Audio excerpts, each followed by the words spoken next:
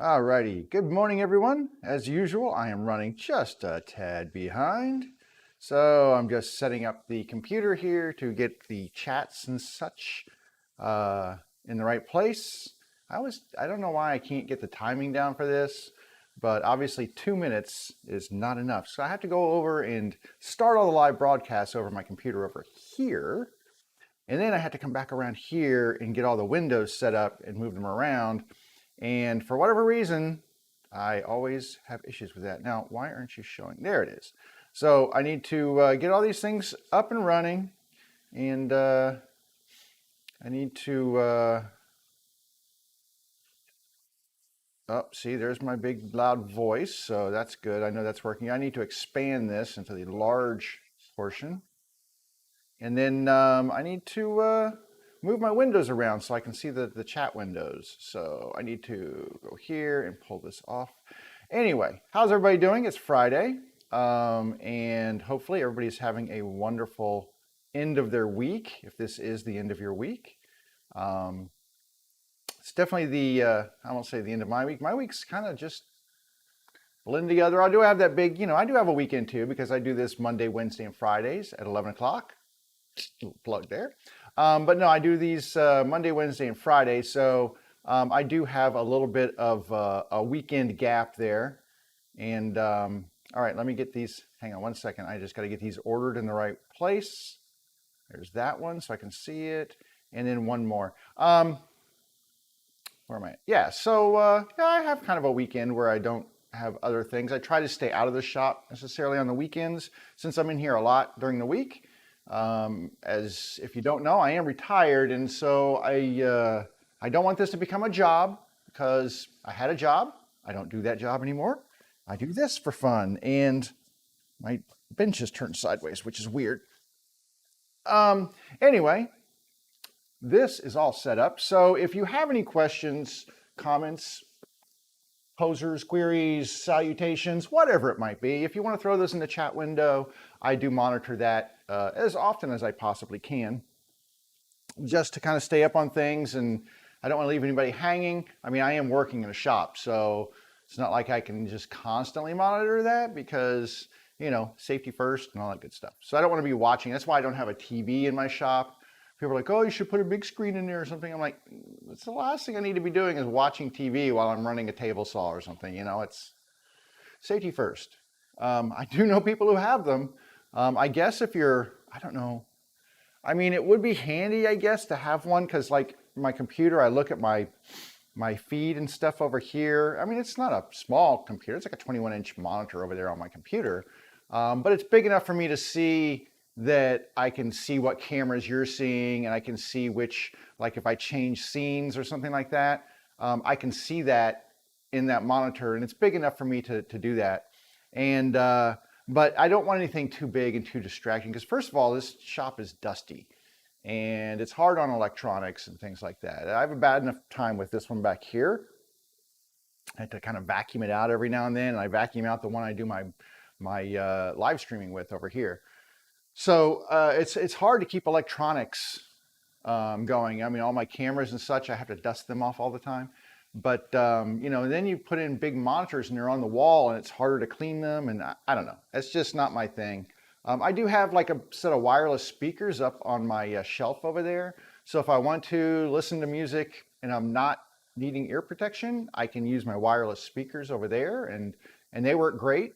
Half the time I'm wearing these, and so,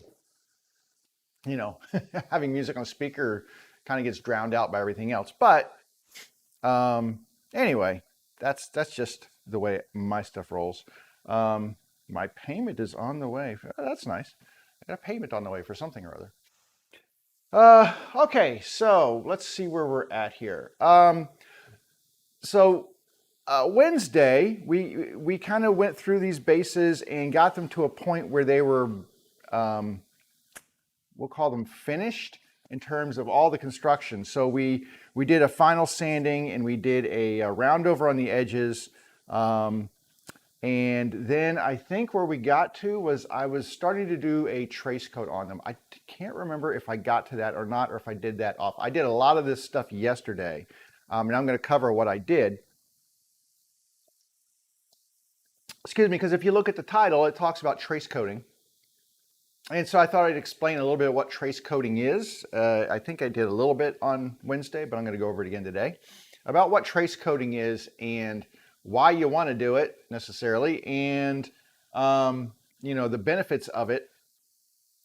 And there's some detractors from it too, but usually it's beneficial, and you can do a lot of different things with it. You've got a lot of options when trace coating.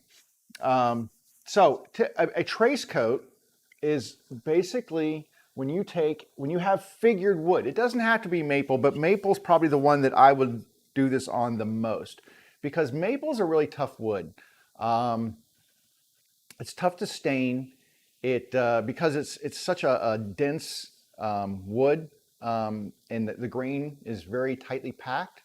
Like, you don't have to do any grain filler on this thing. This wood is very, very thick. Even though it's, there's different, like hard maple and soft maple, it's all acts the same way when you get ready to stain it, which is tough to do. And that's why a lot of people will end up using dye stains instead of regular like oil or water-based stains, because oil and water-based, I did cover this last week, I remember saying it. But anyway, oil and water-based are typically surface stains. So they will, if you've got open pore wood, or wood that really readily accepts a fluid from the top, that's where those really come in handy. So like oak and like pine and just all kinds of different boards, cherry, all my cherry bases that I make, and I do really dark stains on them, they accept stain really well. Maple, on the other hand, does not.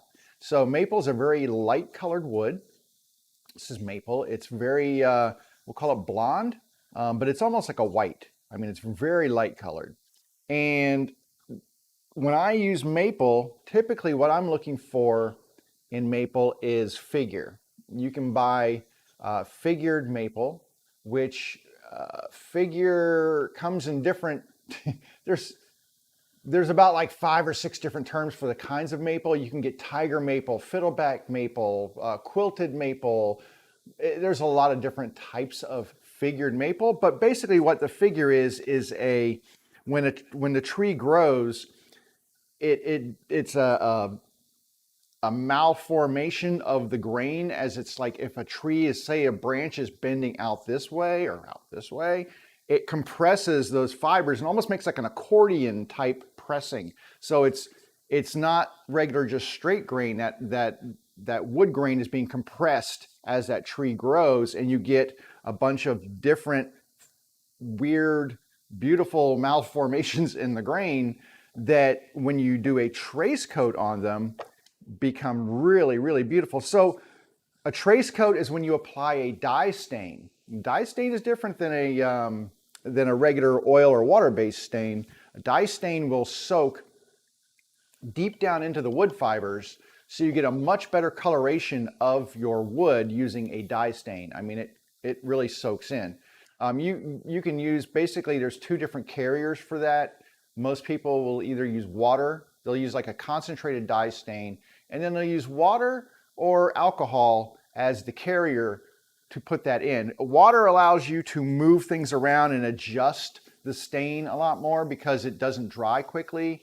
Alcohol, the alcohol flashes off much quicker. So if you really want to get something on and get it to dry out quickly, you can use alcohol as your base, put the dye stain in alcohol, like denatured alcohol, and use that, and it will dry out much quicker because the alcohol flashes off and it's much more ready to use, which is what I did on these. I actually used a alcohol base for these.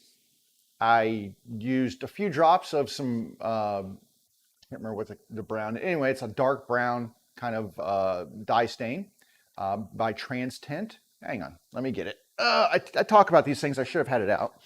Anyway, I use a stain called Trans Tint, which is, that's not it, this is it right here. Here it is. Trans Tint is a concentrated dye solution. There's no VOCs in this stuff. I mean, it doesn't smell, it doesn't, it's great. They say you can use it as a finish toner for commercial and architectural use of product, blah, blah, blah, blah, blah. Anyway, and of course it's probably restricted in the state of California because everything's restricted in the state of California. Everything causes cancer in California, so my advice is just stay out of California because apparently there's just a lot of cancer-causing stuff there. Because there's warnings on everything. Look at this. This probably has a warning label on there somewhere that it causes cancer in the state of California. Anyway, this is trans tint right here. And this is, I believe, Mission Brown. Yeah, so this is dark Mission Brown is the color of this. It's very powerful stuff. I actually finally got it off my fingers. But it doesn't take, I mean, this is a $20 bottle right here. It's really small. It's 20 bucks. But you only use a few drops. So this bottle will last me years because, like I said, you just use a few drops of the solution at a time. It's not much needed, very concentrated. There are other dyes that you can use.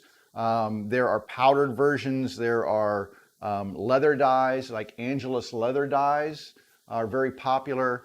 You can use RIT dye, which is a fabric dye. Although I've tried the RIT dyes. It's like, oh, it's cheaper. It's I don't like the RIT dyes as much. I don't like the color of them. I don't think you get as vibrant a color as you do with these dye stains. Anyway, tons of dyes out there that you can use. And you basically, what you're going to do when you trace coat is you make a dye solution, put a few drops of that in like water or alcohol, and then you basically just get a rag and you color this, you cover the whole thing in that dye. You cover this piece of wood completely in that dye. What you're trying to do is actually enhance the blotch. So blotchiness in wood is something you usually try to avoid. Blotch is where you get heavier concentrations of a dye in some areas of the wood and then not as heavy concentrations in others, and it shows up as like dark blotches. Okay, it's blotchiness. Look it up, it's there. Some woods are really prone to blotching, like pine, stuff like that, really prone to blotching. So they have like pre-treatment conditioners and stuff. On figured wood, you're actually trying to enhance the blotch because all these little areas in here that are showing up as figure, it's actually blotching. So that's actually an effect you are trying to achieve when you're doing a trace coat like this. You're just putting a trace, a small amount of that dye on there. Then once that dye dries, you're sanding it back off. So all you're doing is you're leaving fresh wood up top, but you've got the dye that has now settled into the grain of the, I don't know if I have one over here. You've got the dye that has settled into the grain of the wood. And what that does is it enhances that figure in there while still leaving the color of the maple, but it will darken. And you can use different colors for this. But it enhances the figure and such so that it's more readily visible. I mean, this piece actually has figure in it. Let me see if I can get you a better view over here. This has figure in it, but it's really hard to see the figure because this wood is so light, you can't really see the figure in this wood.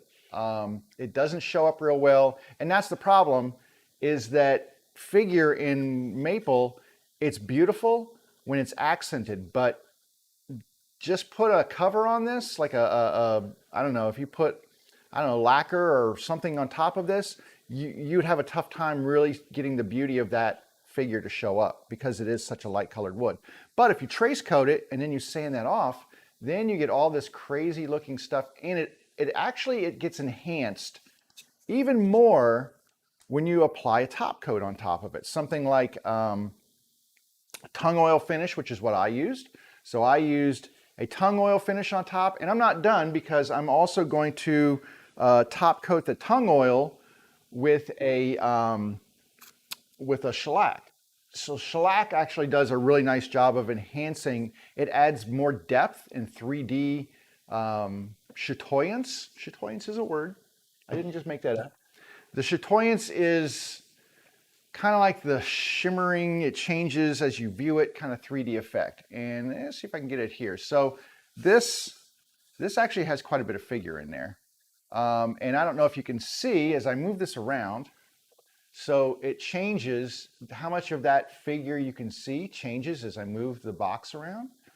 But you can see all of this, some people call it tiger maple or flame maple.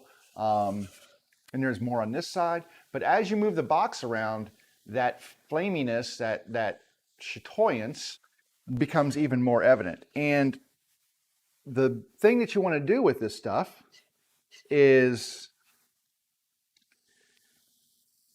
put that, I did a couple of coats on these. Here's another one. Let me grab another one here. So I put a couple of coats on this of the trace coat. I did a couple of coats with the trace coat. And then this one's really pretty too. So you can see, hopefully, all of that nice, wonderful goodness coming in here. I don't know if you can see it on the main camera here, but it kind of, as you move around, it changes. And it you get different varying levels of the figure in there. So tung oil gives it a little bit. When you do the trace coat, you sand it off, it leaves that darker stain in the figure portion of it. It's lighter on the surface areas, and that just enhances the grain. So that's what trace coating is. And it's a great way to enhance any figured, not just this, but any figured wood that you have. And figure happens in a lot of different woods. You can get figured cherry, you can get oak. Oak actually can have figure in it as well. You could do this with, I'm going to pull a board over here in a little bit. I don't use it with oak, but if you have something like, what am I going to be using? Quarter sawn white oak has all the rays in it, the medullary rays in there, which is amazing looking. You can use a trace coat for that because the medullary rays don't soak up anything. It's more like hardwood on the surface, and then all the wood surrounding it gets dark. So that's kind of a cool effect. You can do this. There's just tons. Walnut gets figure in there. Although walnut, trace coating walnut, probably not as good, I think, usually. But a lot of woods will get a figure to them, and you can enhance that with a trace coat. And that's kind of what I did with these.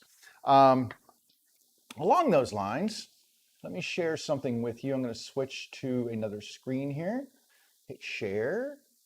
And that's not the one I wanted to share. Hang on. I got to find the one I want to share here. 1 second. Where'd it go? Give me just a second here because it's not on the screen I wanted to show. I had it set up for it and it changed. So you're just seeing my web broadcasting software here. And I can't see from across the room here. So hang on just 1 second. So video display capture. I think that's what I wanted. Is that what I wanted? No? Sorry, I've got too many things on here. Browser capture. Okay, that's the one I wanted. So we want browser capture. Oh, you know what? I need to put this up top. Hang on. I need to reorder it. My bad. There we go. So that's what we want to see. You know, technology. It's wonderful until it's not. All right. This is, let me get to the main page so I can see it now. There we go.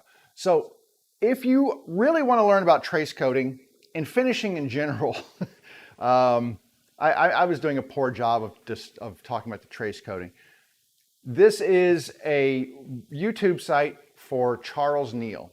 Unfortunately, Charles passed away in, I think, December of 2019, but he left behind an amazing legacy of woodworking and more importantly, woodwork finishing videos. The guy was just an encyclopedia of finishing processes. And he was a Virginia guy. I think he lived down in Danville, Virginia. But he's pretty famous in the woodworking community. Just super knowledgeable about different types of finishes and how they interact with wood. And if you want to learn anything about finishing wood, I highly advise you visit his YouTube page. There is a link in the description on my YouTube channel and my Facebook channel. If you're on Twitch, sorry, but just look up Charles Neil, Neil, on YouTube and you'll find it. But yeah, he's just, in fact, there's a little series right here on trace coding. So there you go, you can look, here's his trace coding. I'm not gonna play this, but he's got a whole series on trace coding. He knows more about trace coding than I could ever even hope he's forgotten more than I'll ever learn. But he's just got so much information and it's all really good. And he just does a great job of explaining how it works. And he's kind of a down-home, folksy guy. And but he's got hundreds of videos on furniture making, and I thought I closed this window down here. Sorry, close this. Hundreds of videos on furniture making and finishing and all kinds of stuff. He's a great resource. So if you really want to deep dive into a lot of different things, glues and finishes and oil stains, and just, he covers the gamut. If you want to know something about a finish, he probably has a video on it. So I highly recommend his stuff. It was a big loss to the woodworking community when we lost Charles, because like I said, he was a great repository of knowledge on all things woodworking. So I kind of got into this kind of process from guitars. So as you can see, guitars, a lot of guitars are really enhanced by flame maple and quilted maple. It's a very popular wood to use for guitar tops because it's so pretty and it gets used a lot. And you can see this is just kind of, I just pulled this up for images here to show you. Like all these are like flamey maples, quilted maples. And so it's a hugely popular wood species to use because of its decorative properties. A lot of times they won't make the entire guitar out of it, but they'll make like what's called a maple cap. I'll show you one in a minute. But anyway, in order to enhance that figure, there is different ways that you can finish these. PRS is a guitar maker, and you can see they've kind of got this down to a science here where they make these just incredible looking finishes on their guitars. There is a guy who has a YouTube channel. So if you want to learn more about doing really just decorative finishes like multicolors, I mean, look at the colors on these. It's just incredible, right? So if you want to learn more about that, there is another YouTube channel that I will recommend to you called Big D Guitars. And this gentleman, I'm not sure where he's located. I think he's in Nashville now. But this is he's a custom guitar builder, and he's most famous to me for his guitar finishes. He does a ton of different finishes using like trace coating and dye stains, and he will do all kinds of multicolored finishes and things like that and uses a lot of figured maple and such. Well, you look at his banner up top, right? That's a flame maple cap on it's just, yeah, pretty stuff. Now, if you want to learn about different dyes, he uses different dyes. He uses a lot of the Angelus leather dyes to do his, and that's what I was saying, you can use different dyes. He uses a lot of the Angelus dyes, and but he'll experiment with other dyes as well, like RIT dyes, food dyes, all kinds of stuff. So if you want to learn a lot about finishing and decorative finishing for color and things like that, like on a guitar, and this doesn't have to just apply to guitars though. You can, like jewelry boxes or anything decorative that you want to spice it up. You want to use a figured piece of wood and really put a really pretty decorative finish on it, other than just staining it.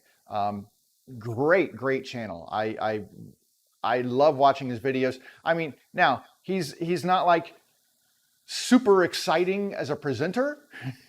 He's a little monotone, but that's okay. His information is fantastic, and that's really what you're after, is that kind of information. So he has a ton of stuff. I would say, just go up and hit on his video list.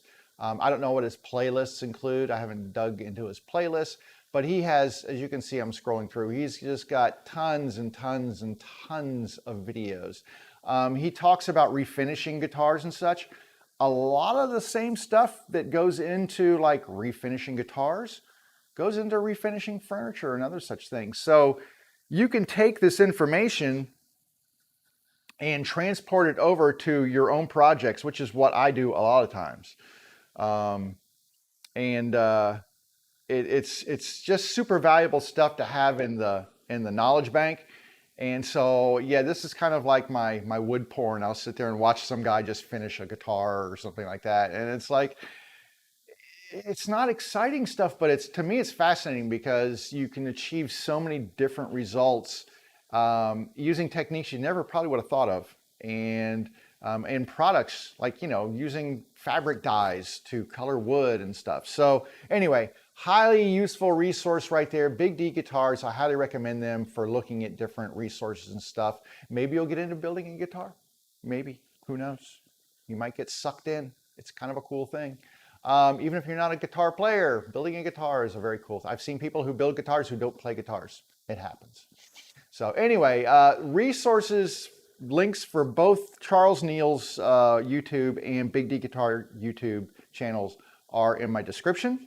And so please check down there. It's like one of the first things in the description. One of the first things down there is the links to these.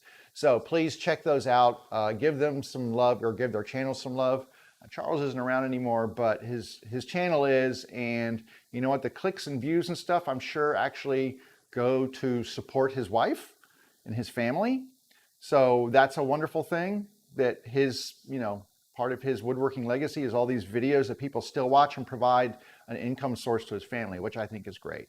So anyhow, give them some love, watch their channels, get some serious information, but especially the trace coating. If you want to learn more about trace coating, Charles Neal's videos, he actually has a series on there on trace coating, and it's super valuable information. It's one of the resources I first watched when I was trying to figure out the right way to do this and to achieve the effects I wanted to. So, and there's tons of YouTube channels out there to watch for this stuff, but his is one of those that he really gets down and just down and dirty. He's doing the stuff and showing it to you. And to me, that's really valuable. So, okay. We're going to pull back out of that. So give me a second to get back to this screen and back to my regular webcam here. There we go. So anyway, trace coating, that's what I did here. And it super enhances the look of the base. It's still light. I mean, it's a very light colored wood. And I really wanted that to be a contradictory, very contrasting, not contradictory, but contrasting to the end pieces, which are walnut. The walnut did not get a trace coat. I didn't use any dye stain on these because it's walnut. It looks beautiful, right? What the walnut did get was tongue oil finish. So after I had stained these, dye stained them, and then sanded them off, I hit them with tongue oil finish. You can use other finishes on here. I actually did a test, and the other day I actually had done this little test on a strip of maple. This actually has a little bit of figure in there, but not much. But I just wanted to look at the finishes, the general finishes on here. This is the tongue oil finish on this side down here. These were Danish oils, which sometimes Danish oil is my go-to for different types of wood, but not on the maple. It didn't, I mean, if I was going to use I would use a natural on there, and that would probably be okay. But the shellac actually is really nice too.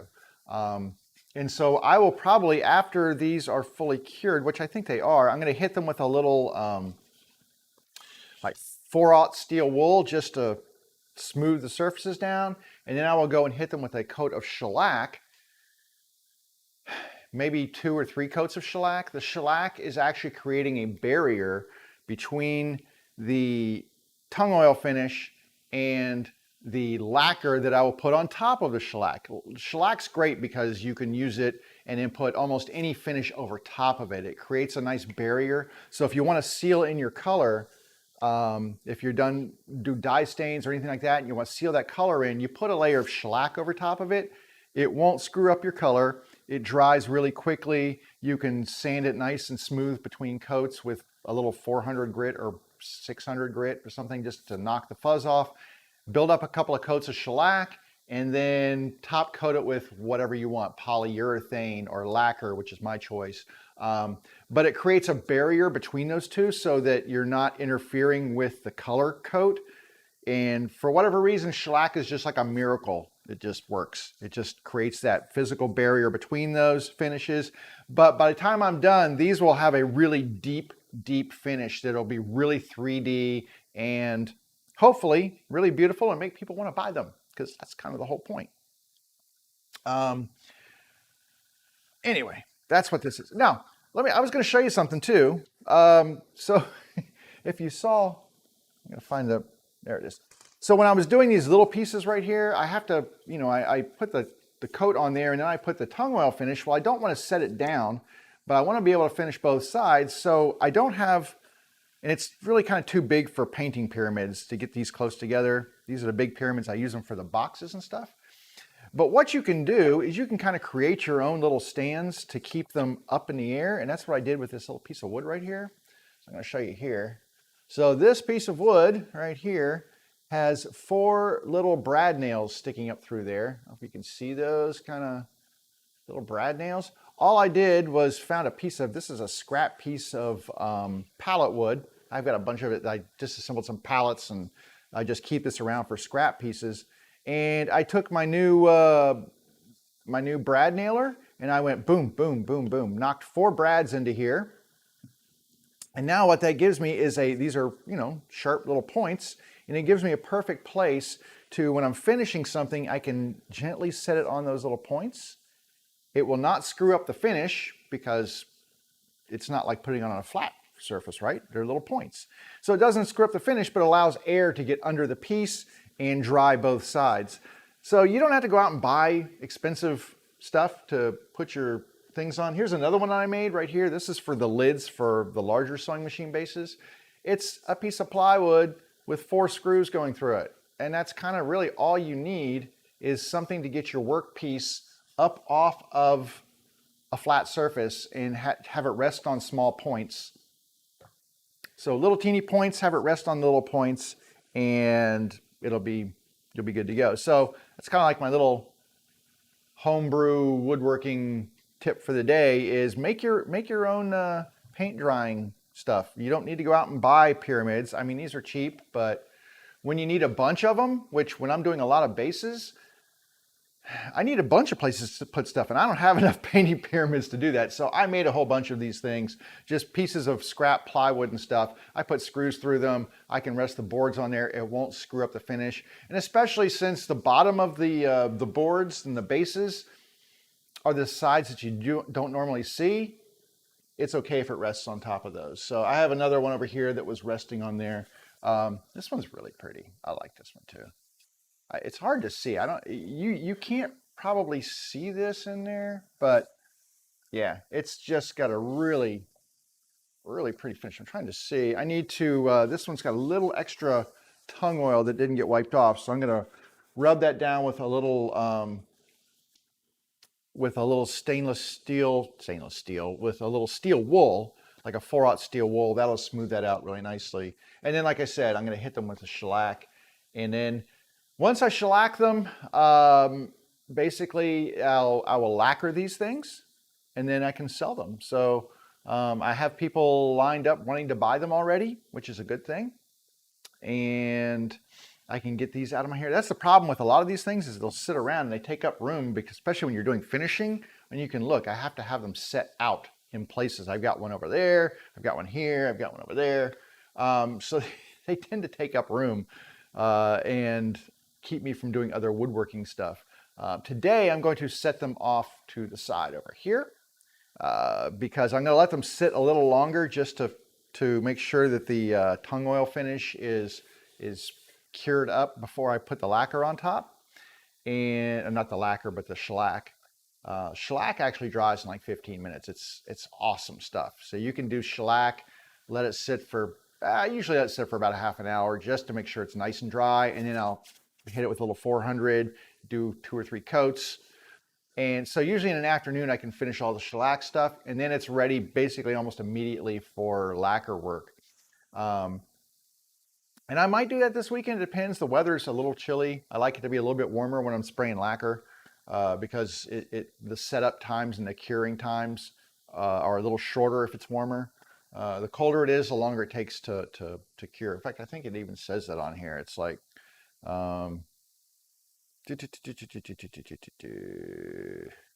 yeah, it's like, you should probably use this above 65 degrees. And it got cold here.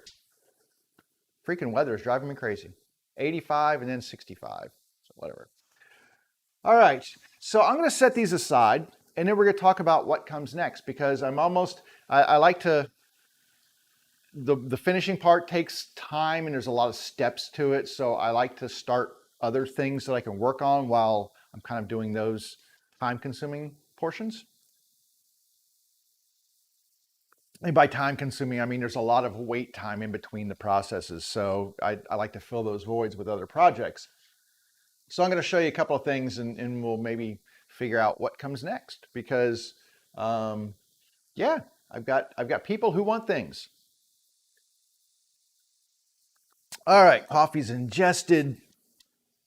Good to go. I'm going to move this base.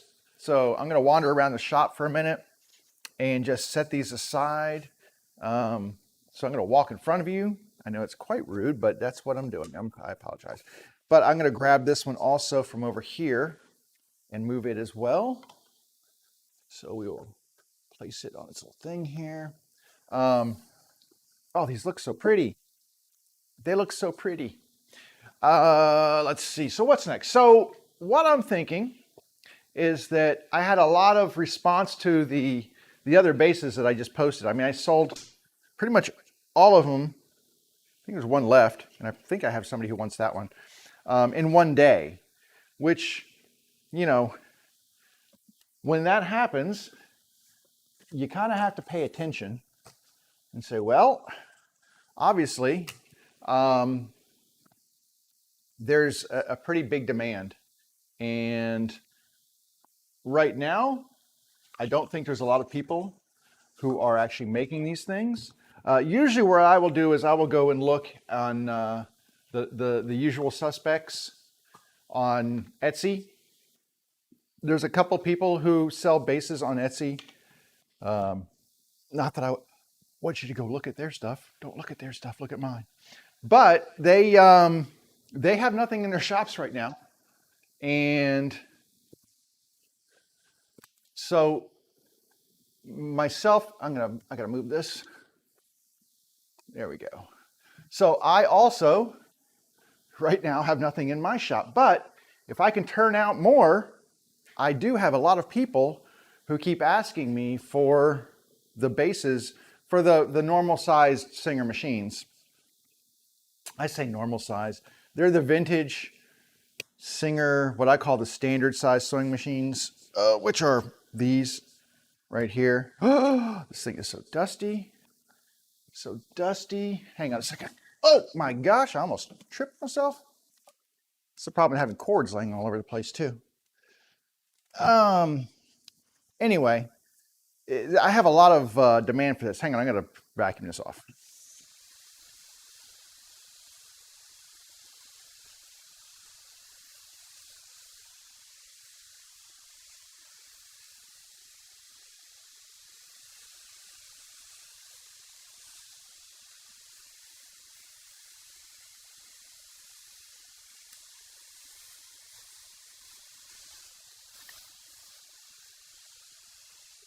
Okay. Sorry, that's my model. I have to treat her right. She treats me right. So this is I've pulled this out numerous times. This is a a machine I keep here in my shop. It's not like, a showpiece. It's seen better days, but it is the exact dimension of a millions of other machines out there that Singer made, different model numbers, but all the same footprint. So this is what I use to size the majority of my bases, is this right here. And that's what the big demand is for a ton of bases that fit these. I was talking about this on Wednesday when, if you identify something that people really gravitate to, you might want to concentrate on creating more of that particular item. If there's certain options that you include and they really like those options over other options, probably what you should be working on. For me, the things that move the quickest are the large base with a storage compartment on the side with the Singer logo on the front. Typically in a cherry with a nice figure to it, and a nice figure, but nice grain pattern. So when you're dealing with different types of wood to use in a project, sometimes it's really important to figure out not only which wood you want to use, but which pieces of that species of wood you're going to use that might be best used in what portion of it. So, for example, if you're making a chair, right? The best wood to use for the legs of the chair is a piece of very straight grain wood, because it's going to provide more stability and strength to that leg. Now, I mean the straight grain going down the leg, not across it, but it will provide more. So here's an example of a piece of straight grain cherry. Let me see if we can see it over here. So you can see the grain on this piece of wood is very straight, right? It's very straight. And this is a very stable, and you can see this is probably rift sawn. Yeah. So this is rift sawn. It's not quarter sawn, it's rift sawn, but it provides, you can see there's straight lines on all sides of this piece of wood. There's no cathedral patterns or anything like that. So it's not necessarily a pretty piece of wood in respect to its grain, but it's a very stable piece of wood. So you have to figure out, well, if I'm going to make a chair, I would probably want to use this piece of wood for, like I said, for the legs. But I might want to use a different piece of wood for like the seat or the back of the chair, something that's going to be much more visible to the person using it and enhance the beauty of it. So for something like that, what I might go for is something with more figure. So this is what we would call a flat sawn piece of wood. And this has what we refer to as a cathedral pattern in here. So you can see these lines go up like this, and they're kind of in a cathedral kind of roof pattern like this. This is, when I make bases, okay, I find that the ones with this pretty pattern, with a much more distinct pattern to it, a more bold pattern, if you will, sells better than one that if it just had a face that looked like this. So that's why I say it's important to not just pick out the species of wood you want to use, but find the pieces of wood that are best used in the appropriate locations to enhance what you're making. So this piece has a lot of figure in it, and I would probably use these for face grain, or not for face grain, but for the face, for the front piece of the front piece of the base. I would use pieces cut out of this board, because all along this board you can see the whole thing is cut just like that, and there's a lot of really pretty, if I flip it this way, a lot of really pretty wood grain in here, right?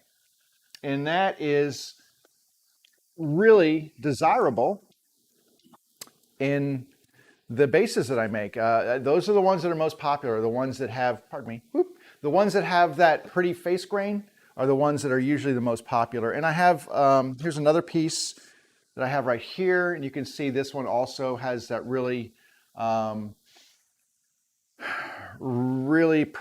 pronounced grain in it. Here's the other side right there. Now, if I make the ones with the side compartments, I need to have lids for those compartments. Just like, I made the lids for these. Well, the ones with the side compartments, I make lids. So I would need pieces of wood that I could use for a lid that has a wide enough area that I can get a pretty piece of wood knocked down. I might be able to cut this in half and do a book match on it. or just use thinner pieces and make multiples. So this piece I probably will keep because it's nice and wide. I probably will keep this for doing lids because I like my lids to be nice and patterned. I don't like to use straight grain wood for the lid because it's like one of the things you see most when you're looking at one of my bases. Now I also have a piece of scrap right here. So a lot of this is just scrap that I've got in the shop, or unused wood. This was a board that I had a piece break off right here. And instead of trying to fix it and whatever, this is from my knockdown table, I decided that I could probably salvage some pieces out of here to use in my bases. So my bases have a long front, and then they have if I'm doing them with the compartment, they have one, two, three sides. So there's two end pieces, and then there's a piece that goes kind of in the middle to separate the main compartment from the side compartment. So I need 3 boards that are, I think, 8 1/8 inches long. The one that goes in the middle does not need to be as tall. So what I did was I'm like, okay, well, how can I get wood out of here? And I got my little rulers out and started drawing. So I can actually go in and I've cut, I don't know if you can see this. So there is pencil mark on here that I've marked different areas on here. So right here, keep this for the end, keep this piece for the middle, keep this piece for the end. And I've marked it with pencil on here. And I'm gonna cut these out. I've got to figure out how I'm gonna cut this out because it's, I might have to cut it into smaller pieces that I can actually run on my saw. I don't know if I'm going to be able to get some of these done because it's like, ooh. But anyway, that's my hope, is I can get these pieces cut out and have enough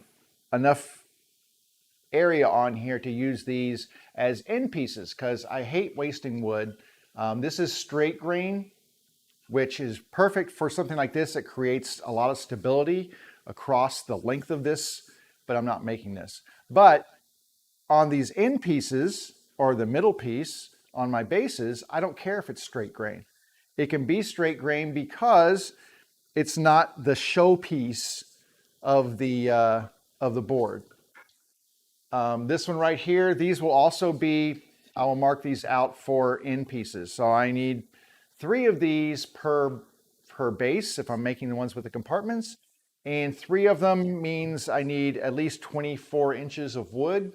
Well, closer to 25. So this one's like 26. So that provides me enough to make that. The long boards for that are 21 inches. So now it's kind of time where I'm going to look at these things and figure out, all right, well, I've got potential boards here to use. How many can I get out of this? So I'm going to start looking at these, and that's where I'm going to be at now, is I'm going to look at these things and figure out, before I start milling this wood up, what I can do to, how much end product I can actually farm out of this, this piece right here. So pardon me, I'm looking for, I need a little ruler here. And then I also should have a measuring tape over here somewhere. Where is my measuring tape? I used it just the other day. You know, I try to put things away. Can't have good stuff, I tell you.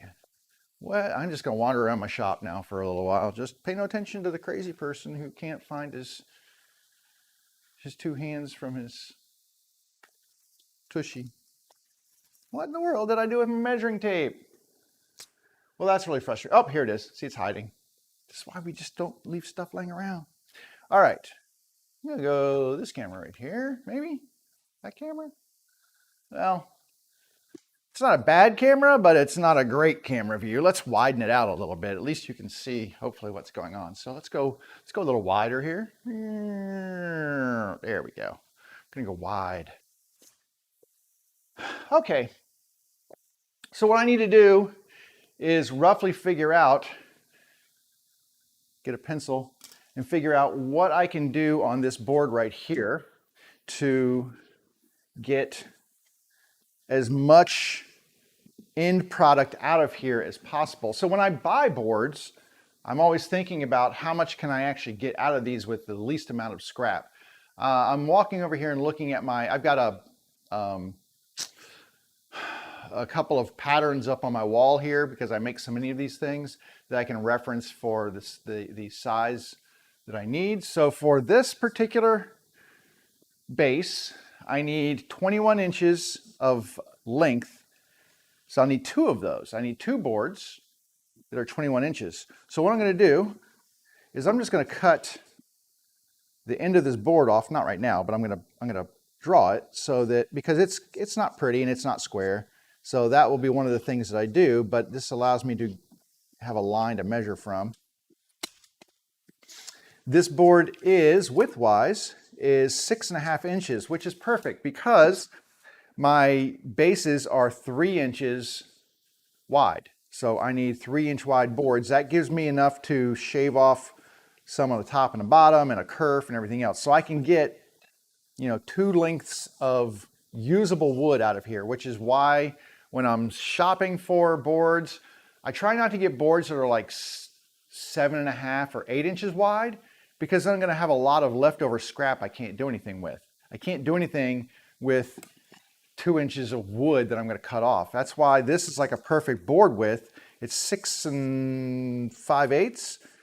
So by the time you subtract out a half an inch, or an eighth of an inch for the kerf that's going to cut down the middle, plus by the time you flatten these edges out, I'm going to lose probably another 1/4 of an inch or so. That gives me a little bit of wiggle room, but very little scrap. And that's kind of, you know, I like to minimize my waste material and really maximize my use. So being 6 and almost a half inches long, a little bit over that, this is perfect. I can get two boards out of this. Now, lengthwise, like I said, I'm at 21 inches. So here's 21. On this one, I'm marking this 21 inches right here. Now I need to mark about 1/8 of an inch down from that. I'm going to mark again and find another 21 inches. Let's see what we come up with. So right here is another 21. So that's pretty decent. Unfortunately, it's about 1/8 of an inch too short for me to use these boards as end pieces. That's sad. Now, I might be able to use this as a storage compartment lid. So this end piece right here that I would have to cut off, which would be right about here. Okay, that would provide me enough wood for an end storage thing. So this right here is going to give me 2 boards that are 21 inches. I can also get 2 boards right down here that are 21 inches. They've got really pretty grain in there. It's nice and flowy. It's got some good figure in it. Not figure, but good grain movement and such. So these would be good front and back boards right here. So that tells me, I'm going to draw this 21-inch line right here. And then I'm going to move over about 1/8 of an inch and draw the other one. And these are not exact measurements. This is just so that I can visualize what I need in terms of milling up wood. This board right here, this board is 3 inches wide, should be. Yep, so it's just a hair over 3 inches wide. Straight grain, so it's not going to be a face board. It'll be an end board. Don't care about the end boards as much. These need to be 8 1/8 inches long. So I'm going to go 8 1/8 inches right here. And then I need to make a mark right here for the kerf. And I'm going to figure out how many boards I can get out of this. Like I said, for me, it's all about, like, how can I get as much use out of a piece of wood and as little scrap from my burn pile. I don't like to have to, I hate burning cherry in my burn barrel. It just is such a waste of resources. I hate it. So I try to use as much of the wood as I possibly can. And like I said, when I go to buy the wood, I'm always thinking about that. I'm like, okay, well, how much scrap is going to be left out of this? Now, this last piece is going to be 9+ inches. So I can definitely get 1, 2, 3. So this is enough for one of these. There we go. So up here, that's one whole base. I need 3 end boards for this one. So I have 2 options. I can try to get these boards cut out of here to get my 3 boards, which this is going to be tough because of these cuts on here. Like I can't run this through my table saw because of these irregular edges. It's going to be very difficult for me to get these cuts made and keep them straight. I will probably have to do this on the bandsaw and then like plane them flat. But I'm going to try to get 3 out of that. If I can get 3 out of this, then I've got basically 2 bases worth of wood right here. And that's what I'm looking for. So I'm going to set this aside, 2 bases right here. And if you've been watching me, you know that I like to batch my projects. I like to try to make not just 1, not just 2, but 3 or 4 or 5 bases at a time, because it's a better use of my time to make things all at once, right? If I'm going to make 1 cut, why not make 5 cuts? This is it's hard for you to tell. See, I'm going to bring this over a little bit closer and see if you can see. This is quarter sawn white oak. Now this has, I really want you to see these in there. I don't know if you can see them. So it has all of the medullary rays in there. There you can see them on there. So all those little swirly kind of marks up in the end there that you're seeing, not the cut marks, but here's another side here. And hopefully you can see that this has some really great medullary rays in it. So this is quarter sawn white oak. I don't have a lot of this stuff, and man, this stuff is expensive now. Didn't used to be super expensive, but whew, after the pandemic, man, just things went stupid in the wood industry. I guess like a lot of things. If you try to buy try to buy an Xbox right now or a PlayStation, good luck. This is about the same width, so just under 6.5 inches. So I have to be really careful with my cuts here, but I can get 2 equal size 3-inch boards out of this. When I rip this down, I'll be able to rip these into just over 3-inch size boards, which means that I can now measure down the length and figure out what I can do in terms of a yield for this piece of wood. So I've got my cherry laid out there. I've got at least 2 boards on the cherry over there. Over here, what we're going to do is same kind of general process. I'm going to just mark an edge because I would cut this off anyway. Now this stuff is rough milled. It is not finish milled. This particularly is like an inch thick. So this is what we would call 4/4 lumber. Basically, you add the quarters of an inch. There's 4 of them. So this would be 4/4. The lumber is sold, rough lumber is sold by the board foot, and it's measured by quarters. So if it's an inch, it's not 1 inch, it's 4/4. If it's an 1.25 inches, it's not, it's 5/4. 1.5 inches is 6/4. 2 inches is 8/4. So when you go into a wood place and you're looking for a 4/4 board, you're looking for a 1-inch board. They are milled to an inch thick, unlike stuff that you get from a big box store that is already milled down. So if you go to buy a 2x4, it's not 2 inches by 4 inches. It's like 1 3/4 inch thick. They already milled off that 1/4 inch. So that's the difference when you're buying rough lumber. Anyway, let's see how long this board is. Now remember, I need 21 inches in length for my long one. So if I mark 21 on here, and then I make an 1/8 of an inch, and I'm going to move this one over here. So that would put me at 42. This is a nice long board here. So this is at 42. I'm going to mark another 1/8 of an inch. Now, if I wanted to say, figure out my 3 my 3 sides, well, they're 8 times 3, 24, right? Plus 3/8, because they're 8 1/8 inches. So I need 24 3/8, plus you have to add in an 1/8 of an inch between the cuts for the kerf, or the thickness of the saw blade. So that's 5/8, so a little over 8 5/8, or 24 5/8. So let's see how long this board is here. Can I get 24 5/8 from the end of what would be the cut on that one? Ooh, yeah, nice. So 24 5/8, not a problem with this board. I know I'm kind of off the end here. Scoot it down here a little bit. So 24 5/8, not a problem on this board because I actually have about 30 extra inches down here. So that provides me with 1, 2, 3. Now, here's the problem, and I've run into this before, and I've done this, and I'm like, oh, you silly, silly boy. I need lids for these.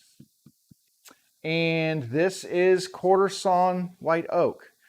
It is not necessarily, I don't have a lot of quarter sawn white oak around, so I had to find out because if I mark this, my lid needs to be like 7 inches long.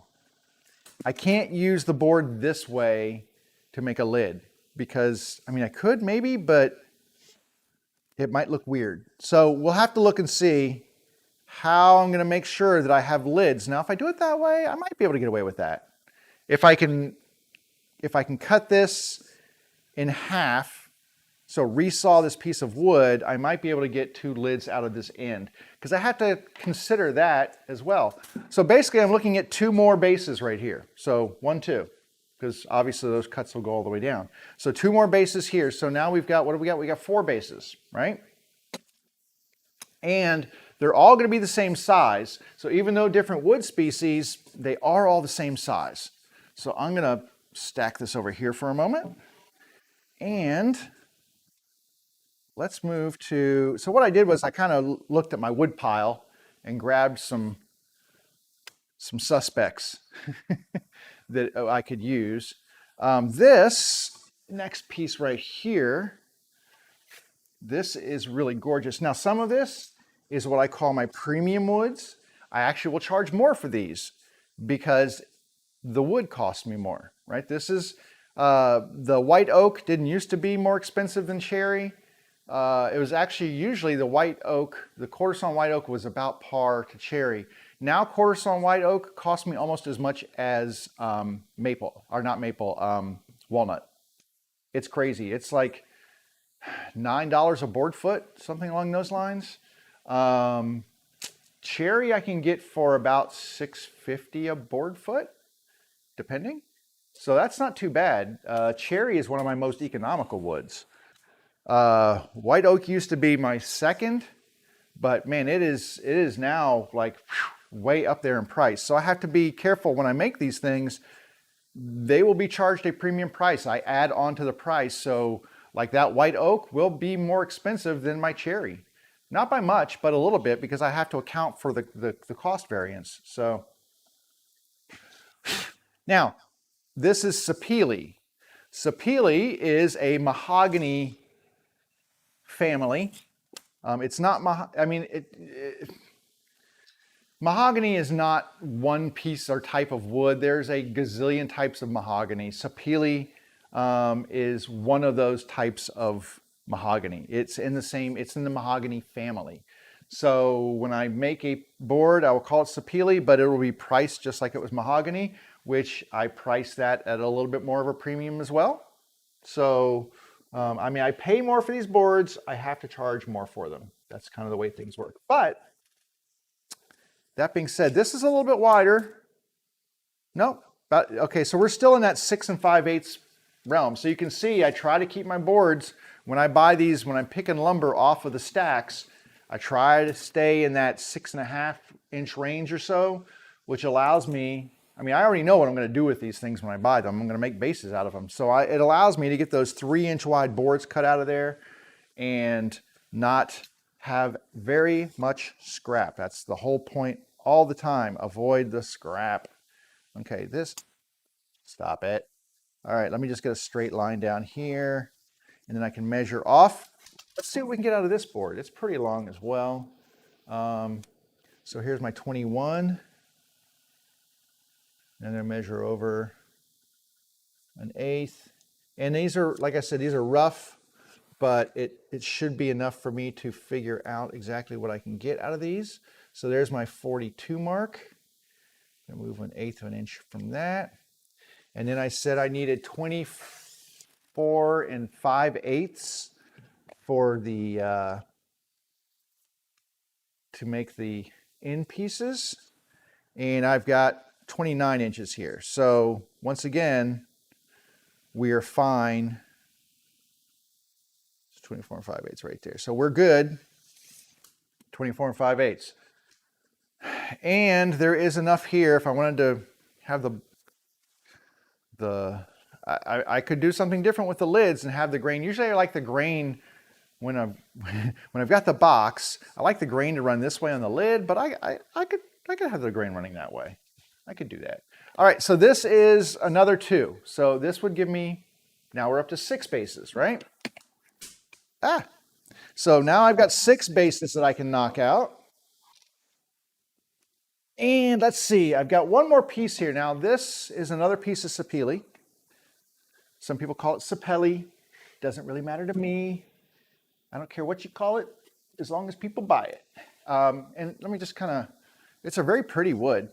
So you can see, really nice green. It's kind of a, more of a warm, when you put some finish on here, it's almost like an orangey red kind of a color to it. But it has some really nice grain to it. It looks really pretty with a finish on it.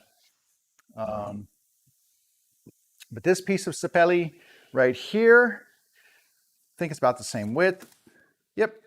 And it may have been actually the same board, and I may have had them. Sometimes they'll have like 12-foot boards. And I'm like, can you cut that down for me? I get them. Usually the lumber places will cut the boards. Like I don't have a pickup truck. So when I go to pick up boards, I have to have them cut so they'll fit. Like I have put my back seat goes down. I can slide them through the trunk. So I have to make sure they fit in my car. But they're usually very accommodating and can do that, not a problem. So now a lot of them will actually, if you don't have, like the place that I go, will actually mill the boards for you. It costs more to have them milled. I mean, beyond what they are right now. But if you need 3/4 inches, they'll take them and plane them down to 3/4 inches for you. They'll charge you for it, but they have no problem doing it for you.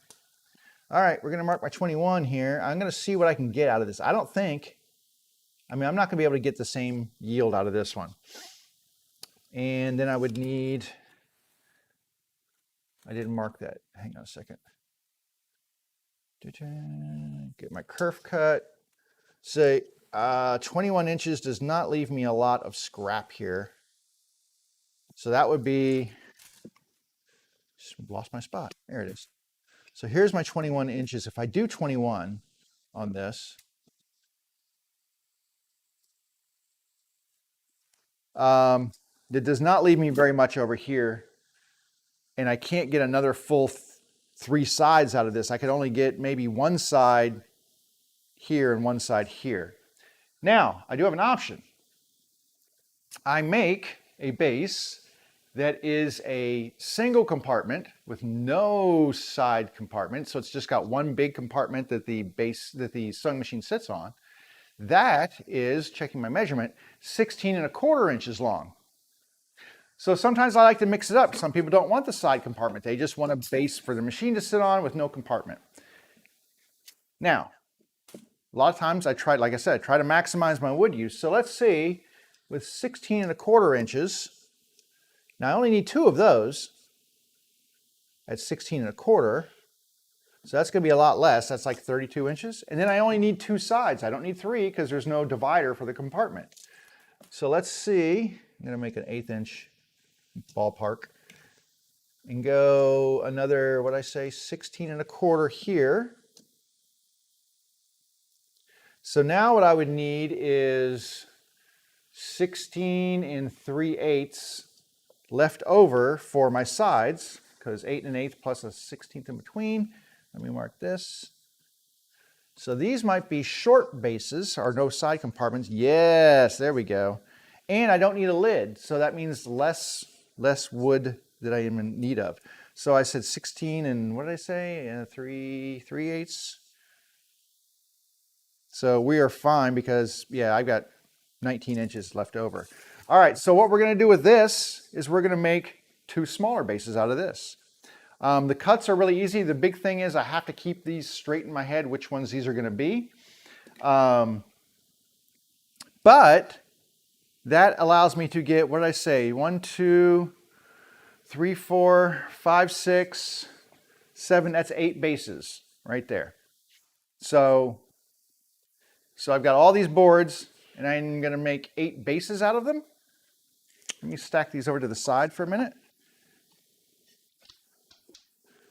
Okay. So let's do the fun. This is the fun part that I like to do here, right? So come back over here. So we've got 8 boards, or 8 bases that we can make, considering all this lumber that I've got here. And I still have some stuff. I've got some premium stuff that I haven't gotten into, like some walnut. But let's see here. I'm going to open up my Clickalator here. And let's see. So on my cherry, there was 2 of those. So the cherry ones, so I said 2 or 3 cherries? 2 cherries. 1, 2, yeah, so 2 cherries. So that's $250 right there after everything's said and done. A white oak, quarter sawn white oak. So that is that's going to run 135 or 140. We'll go 135. Just I'm off the top of my head. And I had 2 of those, right? Okay. Then I had the sapele, which would also run, and I'm going to get 2 out of the sapele that are full size. So that's another 130. Okay. And then the standard size, but they're sapele. So usually the standard are 90, but these will be 100. So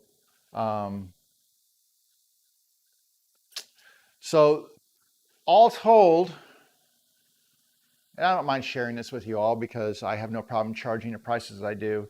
All told, that's $980 in bases right there. In wood, this would probably cost me maybe $100 in wood, give or take. I'd have to go and figure it out more or less. But like this board, I can't remember. This was 4 board feet. It was, I think it was 7 inches by 84 inches long by 4 quarters. And this was like $22 for, well, not this piece, but the piece that was, you know, before it was cut down was 22 bucks. So, you know, I'm thinking probably about $100 in wood, $980 in profit.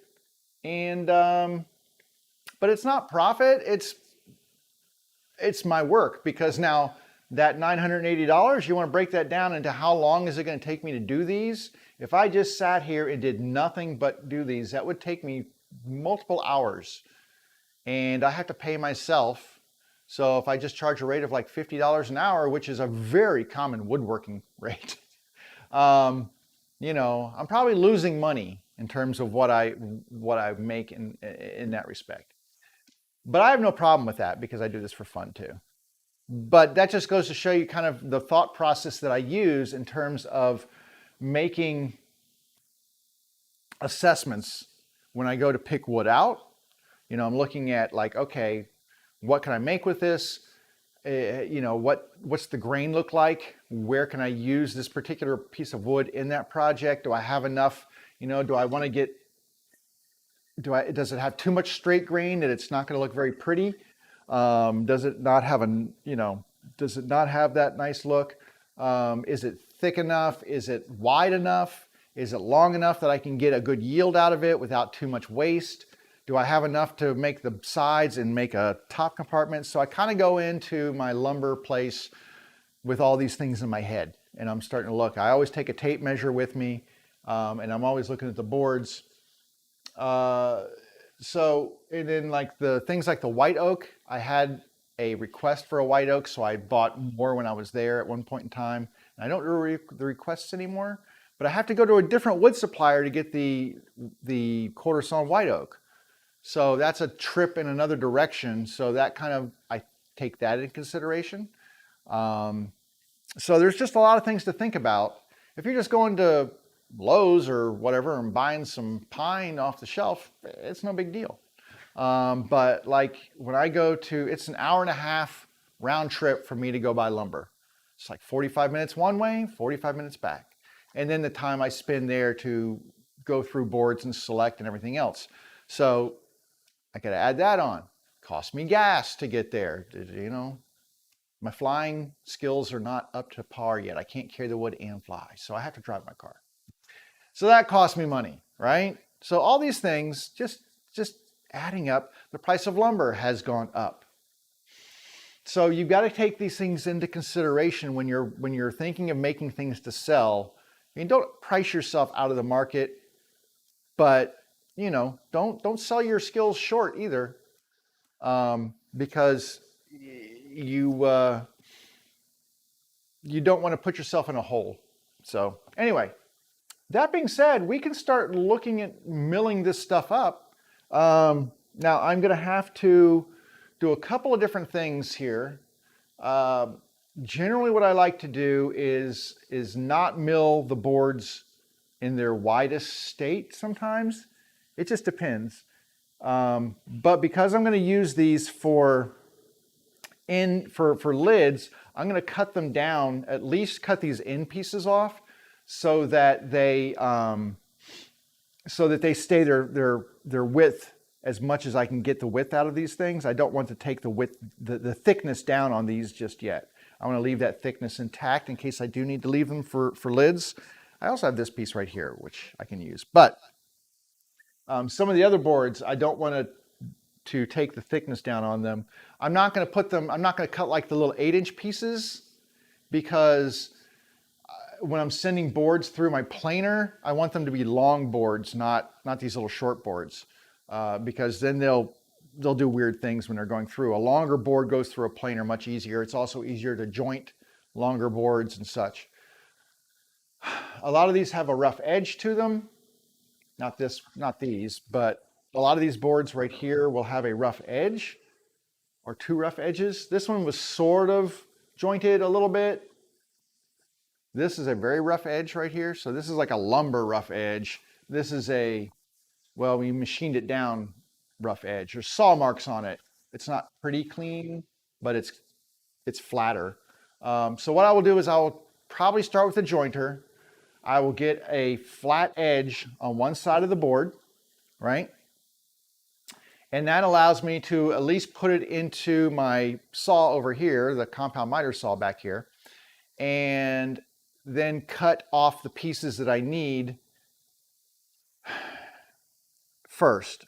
I want them to be straight on one edge because that edge goes up against a fence. So I want at least one straight edge to go up against that fence. So I'm getting a nice 90-degree cut on that board. And then I will leave them in their longest state. Once I have my scrap cut off that I will use for like lids and such, I will leave them in their long state. But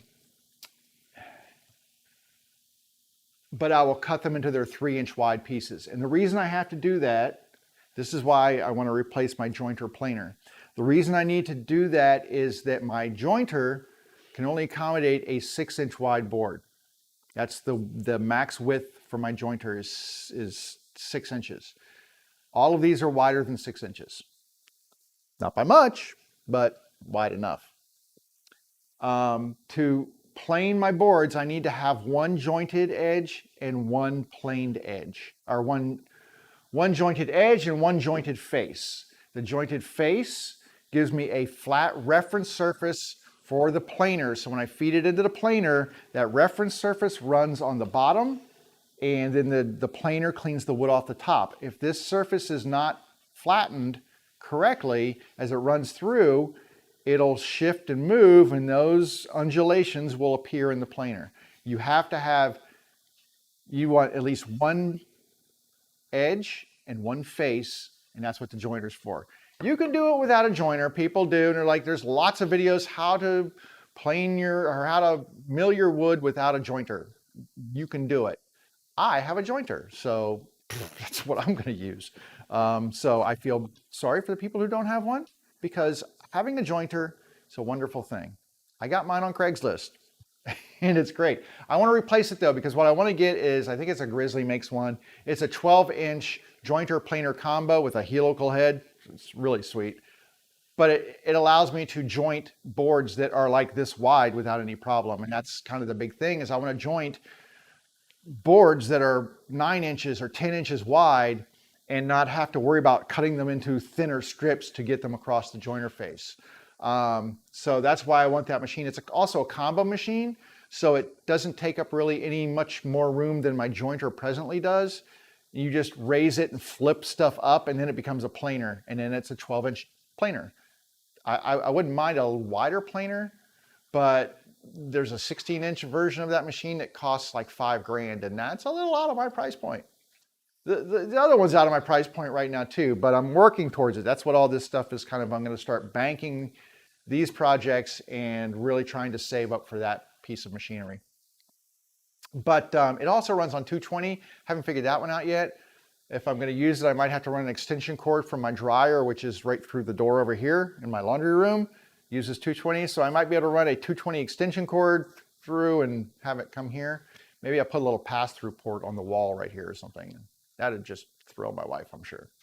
And then run this off, because I don't have 220 in my shop. I barely have 115 in my shop. Anyway, let's you know what? Let's stop talking. What do we got here? We are at 12:20, so we've got some time left in the day.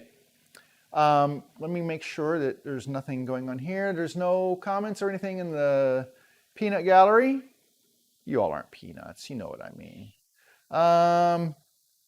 And all is well on the phone. So let's go ahead and start looking at this wood in terms of milling it down. I actually enjoy milling wood. So you can at least see my face here a little bit. So I enjoy the milling process, but like I said, my goal in milling this is to get one edge first on the jointer. It's not ideal to do the edge first. It's ideal to do the face first, and then you use that face against the fence as a reference to get a nice square edge. But I need to cut these boards down first. I will readdress that edge after I get the boards cut down, but that edge gives me something to put against the fence on my compound miter saw, so that at least I'm getting a 90-degree angle right here. That's my goal. Is my son leaving? He should be leaving in just a minute. Sorry. So what I'm going to do is I'm going to take this camera over here, and you can't see me right now, but I'm going to point this over here at my jointer so that you can see the jointer right here. I need to see all of that. There we go. All right. And then I can switch to this cam. We'll call this cam number 2. It looks like, there we go. So there's my jointer. Here is the jointer. I've actually got more of this quarter sawn sycamore too, which is what I used for one of those bases. Really cool looking wood. I'm not going to use it right now, but it's pretty cool looking as well. Let me move this out of the way. And I kind of have to shove and pick and move here just a little bit, because some of these boards are long. Luckily, this isn't like super heavy, but it's not on wheels, so I kind of drag it around. Let me see about my longest board, which is this piece of oak. Whew, and let me tell you, this oak, the oak and the sapele are really heavy as compared to that cherry. So this is my piece of oak right here. and I need to be able to get this all the way through without hitting, and I can tell you right now that that ain't gonna work. So I'm gonna have to move all of this. So usually what I have to do is kind of figure out my angle to do this with. Remove this case out of the way, and I'm gonna move this just a little bit more. And then I think we're gonna be in good shape because I like to angle it. So this is small shop personified. Well, not personified, but exemplified, whatever you want to call it. This is what it means to work in a small shop, is making things work. Now this is actually, the end on this board is not straight. I'm going to try to find the flattest edge of this board, which is going to require the least amount. Wow, that is really rough. White oak usually is pretty rough. I'm going to take bigger bites out of this. So what I'm going to do is I'm going to dial this. I had it set for really light cut, but I'm going to make a much larger cut on this wood so that it doesn't take as long to get a flat edge, because it is pretty gnarly along here. I'm going to get my ears, and let's go ahead and still trying to figure out which. I think this side is my flattest side. I'm going to try this side right here, and I'm just going to run this through. And this side will get cut off in the table saw once I have it all done. So let's go ahead.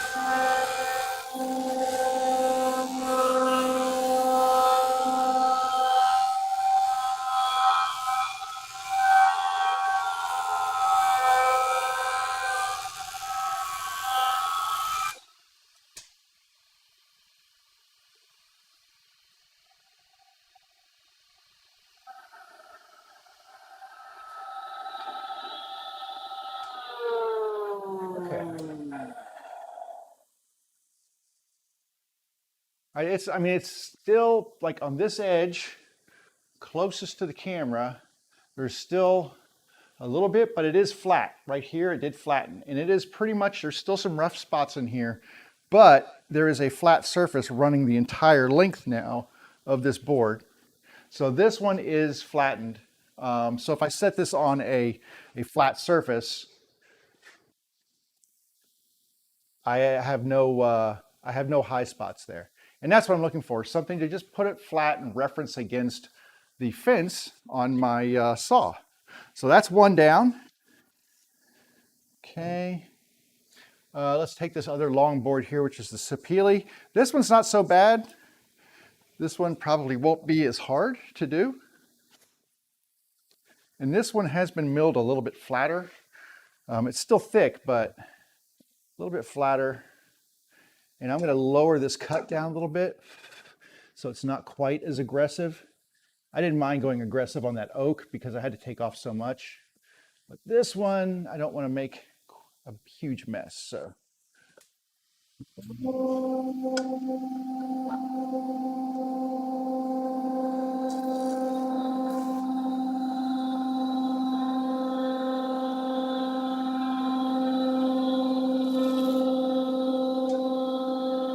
Okay, that did nothing. The hell?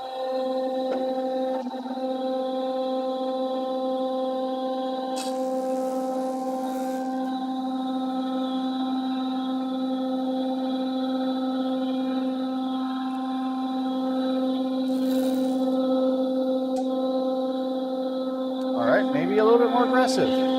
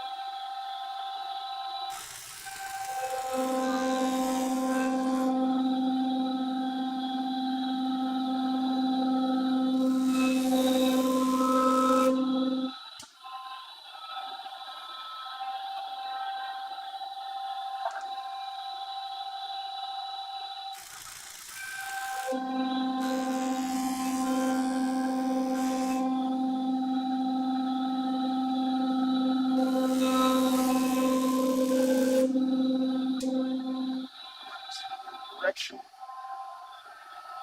I don't like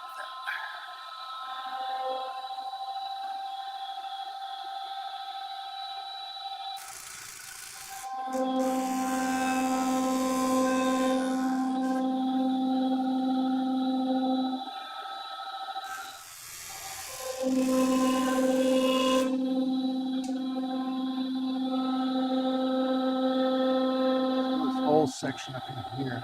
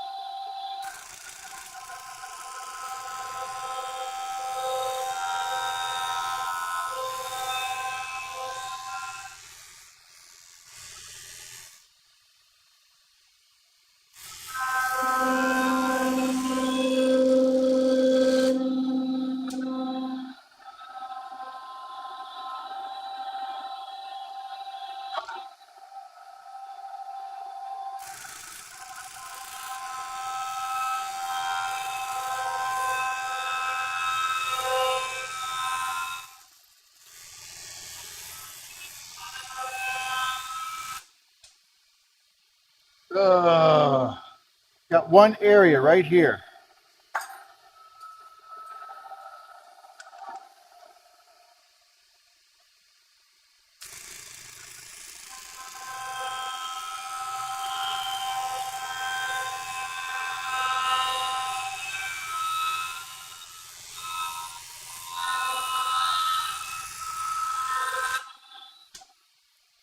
Okay. So that was actually worse than the oak. I didn't realize, but even though this section right here, there's still some rough wood right here. It is flat now right here, and I had to have it flat across the entire length, at least a section of flat board across the entire length. Because what happens is, as you're running this through like a table saw or something, if this has a variance and you're pushing that against the fence, it'll show up in the opposite side where you're cutting. So I needed at least one flat. It doesn't have to be flat all the way across the face, but at least flat through part of it. So now this one's done. And like I said, I'm going to go back and address those jointed edges later on. But right now, I just need it to be a reference for making my cuts. So peely's weird. When you cut it, kind of has a, oops, sorry about that, has like a soap smell to it. Kind of smells like soap. It's kind of weird. All I've got this board that I'm just going to go ahead and let's just try this side right here. See what we get.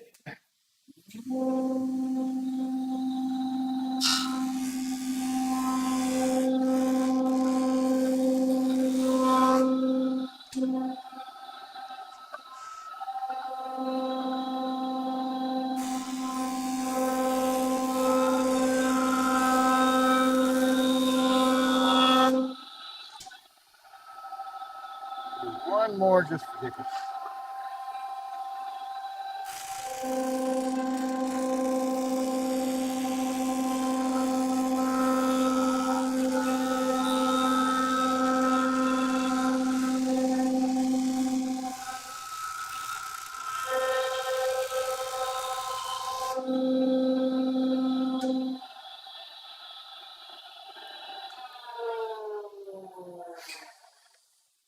Okay, now I just noticed something on this board right here, which is a little interesting.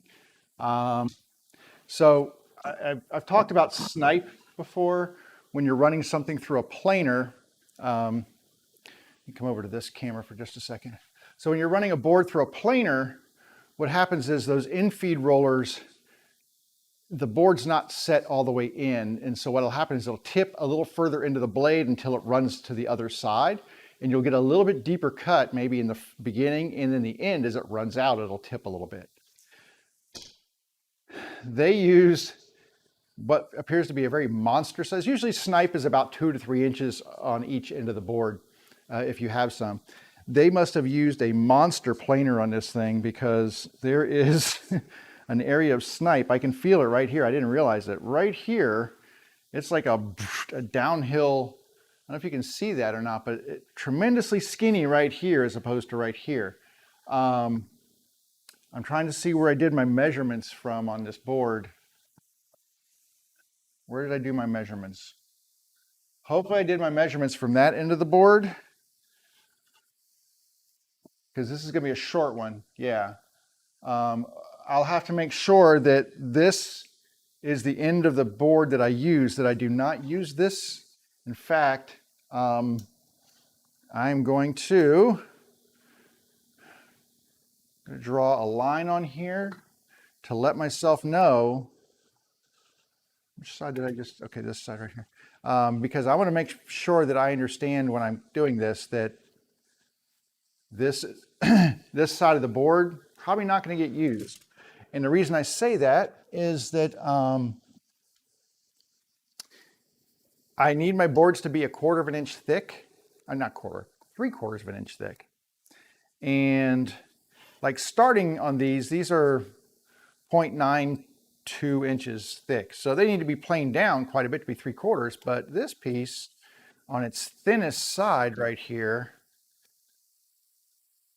Okay, well, I guess it's thin enough. It's 0.8. It felt thicker, or felt thinner than that, but I guess compared to the rest of the board.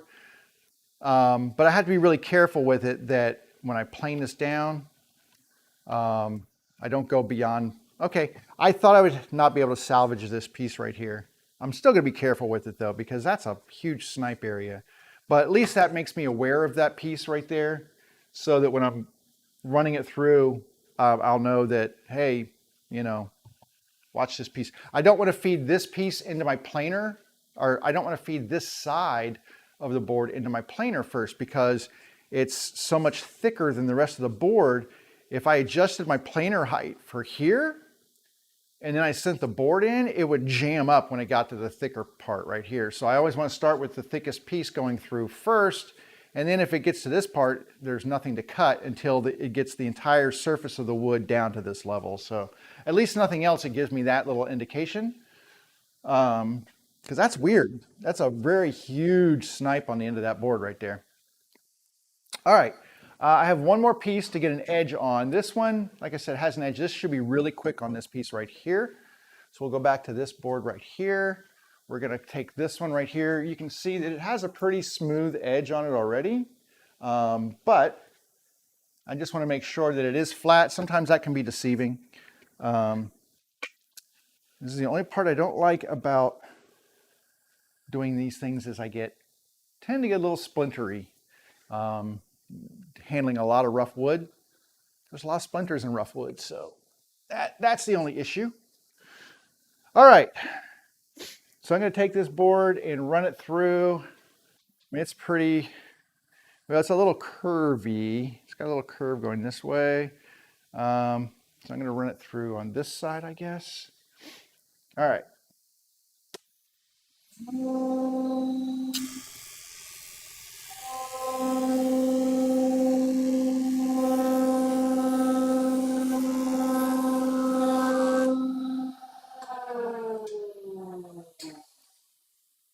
Yeah, this one was really easy. It was already pretty darn flat all the way through there. It's just much flatter now. And the big thing about doing this is you can tell when you're running it through, you can tell as you pass it, the blade is right here in the middle. So the blade runs right here. This is a straight blade. So as I'm passing it over, if there's high spots, you can hear where it stops cutting. And once you hear the cut noise go from beginning to end, you pretty much know that you've at least, if not gotten the entire face of that edge flat, you've at least got a flat spot along the entire thing. And so that's why I listen for when I'm running it through. Sometimes I don't even look to see if I'm there yet or not, because if I hear empty spots where it's not cutting, I know that I still have more wood to take off. I do try to be very light in my cuts because I try to preserve as much width to the board as I can until I'm down to that final area there. So two things I could do now, I could cut these. I'm going to cut end pieces off, like right here I've got it marked. I'm going to cut these end pieces off. I'm going to leave the board long. I'll cut it, after that I'll cut it down to 3-inch wide strips, and we'll kind of do this whole process again.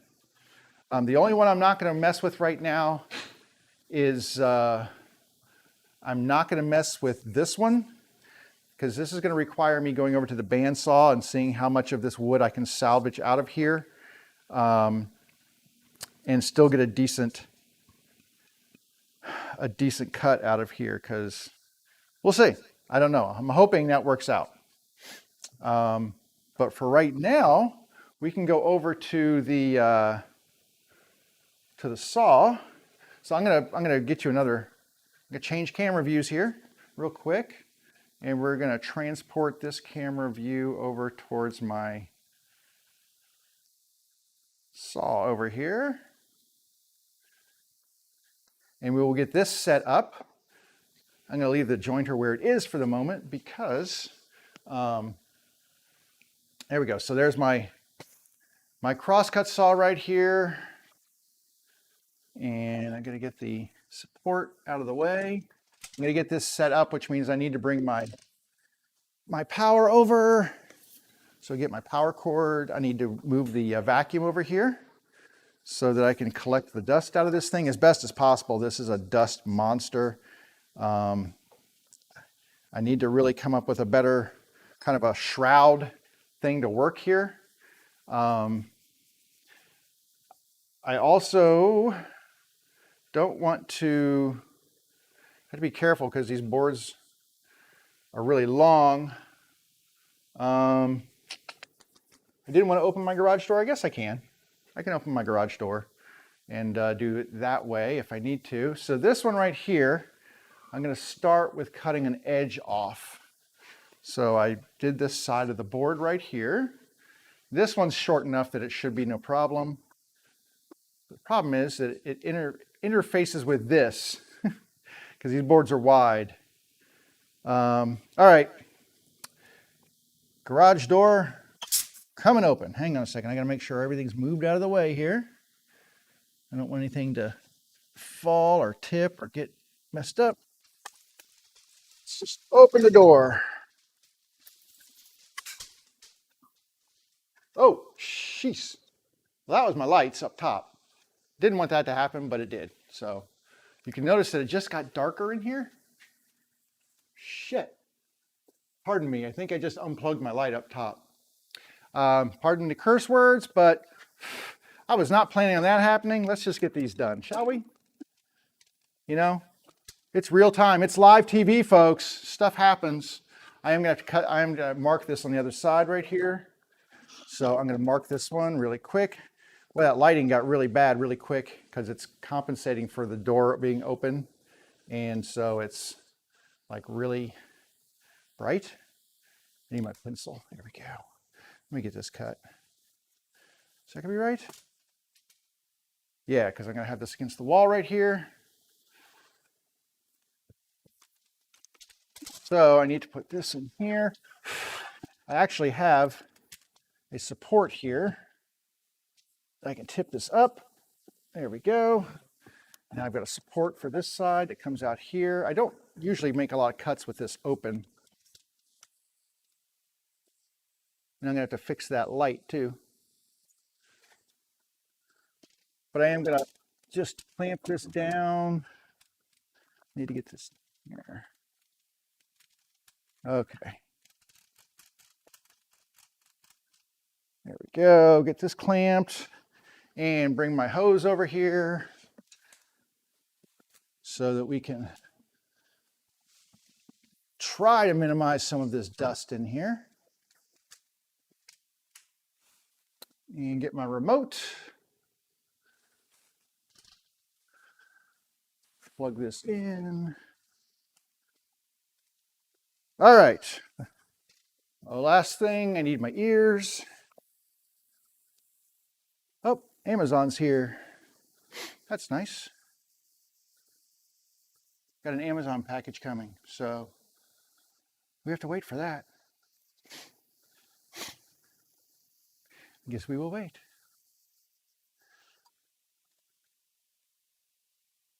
How you doing? Good. I'll take them. Damn it.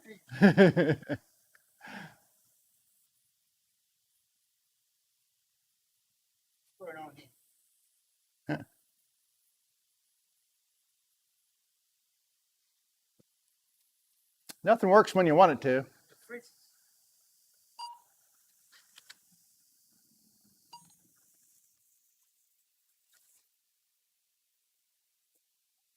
All good? Just take a quick picture. Yeah, nope, absolutely. Not a problem. Outstanding. Thank you very much. You too.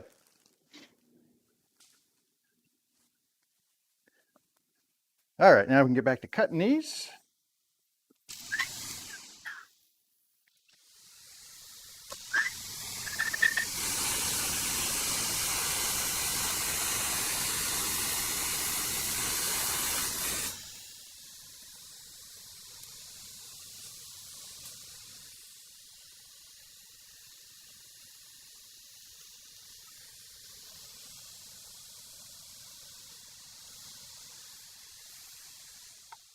All right, so I'm going to cut this section off here, and then that will leave this board, this long section of the board intact for what I need. It's a little behind my line here, so we're good for measurement wise here.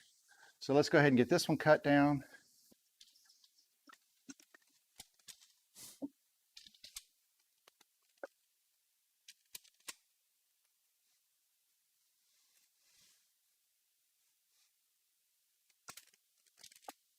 But this is why I wanted to get this on the jointer, because I want it to be flat against this side here. Hopefully you can see all this, because I know it's dark in here because my camera readjusted for the brightness of outside, so I apologize for that.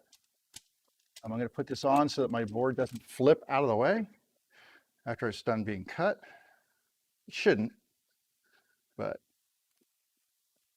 come on. There we go. All right.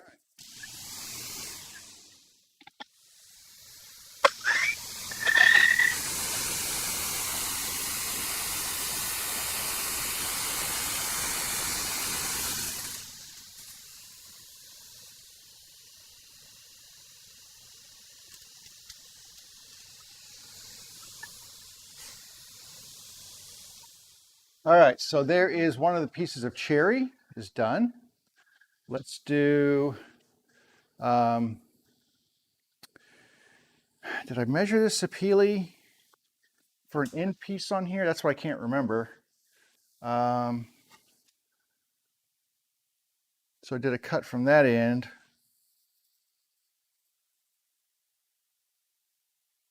So I'm trying to remember which end we did here for the sapele. So I'm going to remeasure this. We said this was going to be a long or short board, right? Yeah, so 16 and a half. So let me find those marks that I just made. Where are you?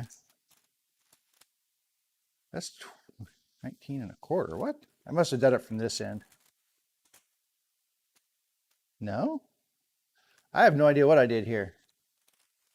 This was going to be the regular size bases, right? Yeah. So this was going to be a regular size base. So it was going to be 16 and a quarter. So 16 and a quarter. I'm going to mark these again. 16 and a quarter plus an eighth. I'm going to do this one again.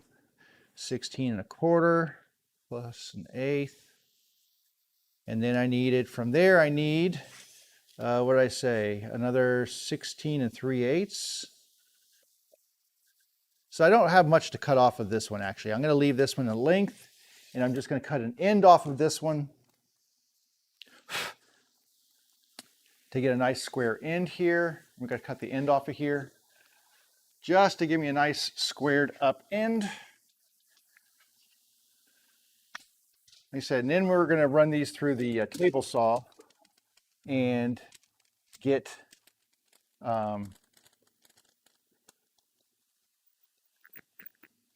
once we get these in the table saw, we'll get them milled down to 3-inch wide strips, actually a hair over 3 inches. Doesn't need to be 3 inches. So I'm just going to barely cut any off of this one because it's pretty squared already, but we're just going to make sure. Okay.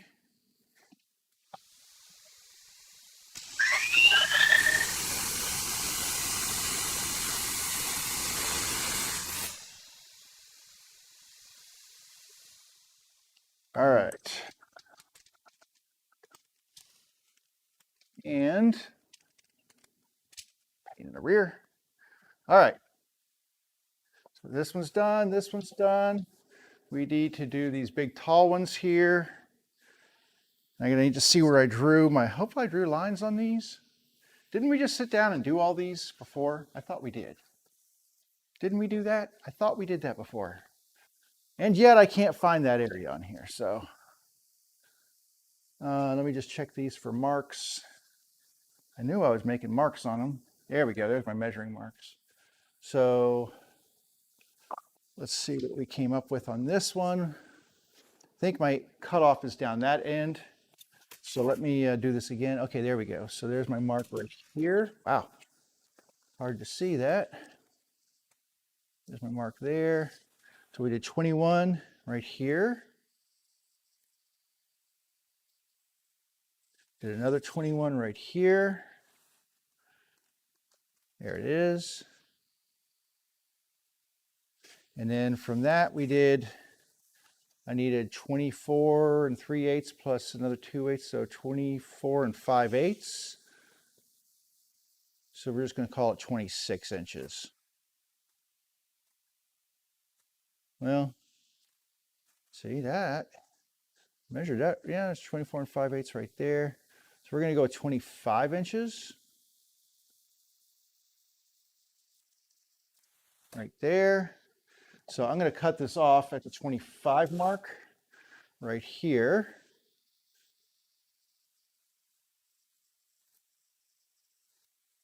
Okay, and then we're just going to, like I said, we're just going to shave an edge off of this one. This one has a staple in the end of it.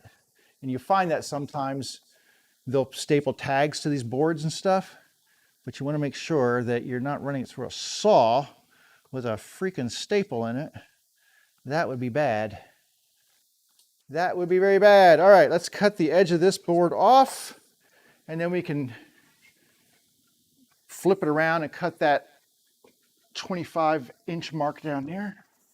So I'm going to run this all the way down here and just shave off an edge here, trying to keep as much of the board intact as possible. All right. I apologize for the lighting. I really wasn't taking that into account, but I did have to open the door for these long boards. It's kind of why I have the saw down at this end so that I can do this. So, all right, let's do this.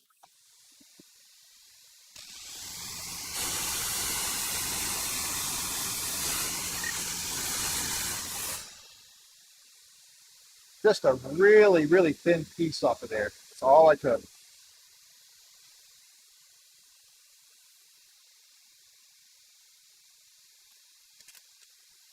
Then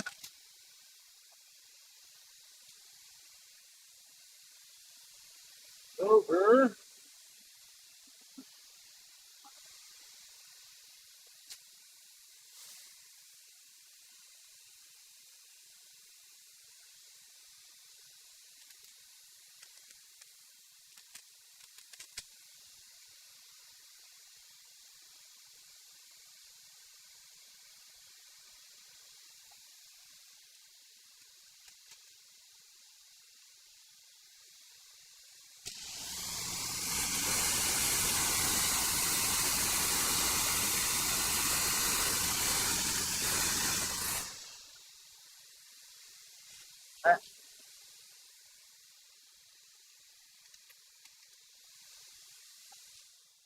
All right, one more cut to make like this to get these boards to length, and then we will be done. There goes some scrap falling on the ground, of course.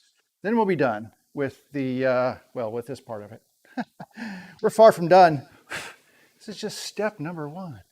All right, this one, where did I make my cuts at here?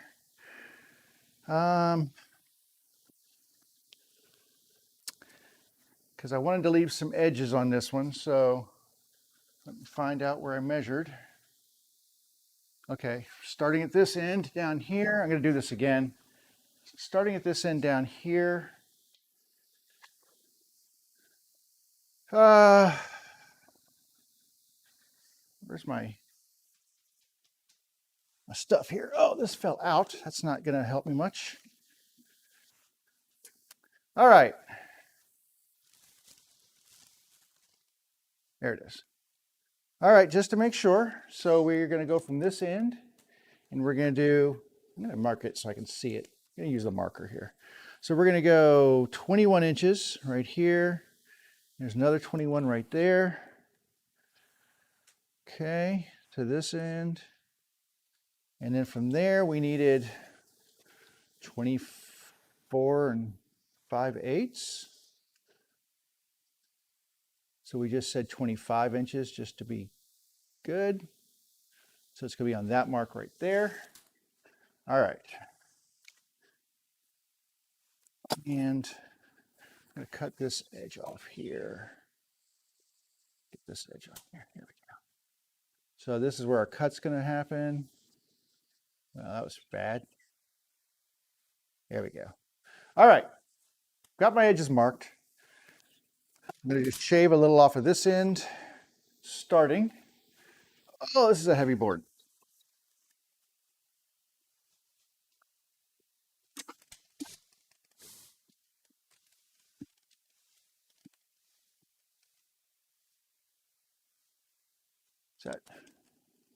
That's not right. This is the edge I cleaned while we do this. So this edge goes against the fence. Come down here, just enough to clean it off.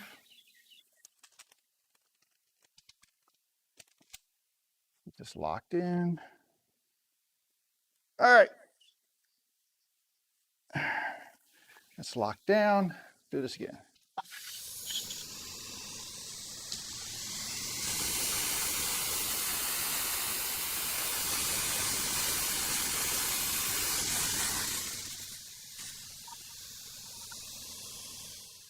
It's another one of those wood species that has a really unique smell when you cut it. Walnut's one of them, sapeli's one. White oak has a really unique smell to it when you cut it. It's not bad, just very unique to white oak. It smells good. It smells like money. Just kidding, not really. All right, now the only problem is I made this mark down here, but it was on the wrong side. So when I flip the board over, it's going to be on the wrong side that I need to cut it on, because it's going to need to be on this side. So I'm going to bring it down here and make that mark wrap around the board here a little bit so that I can keep the flush edge or the straight edge here against the saw. That's my goal. All right, so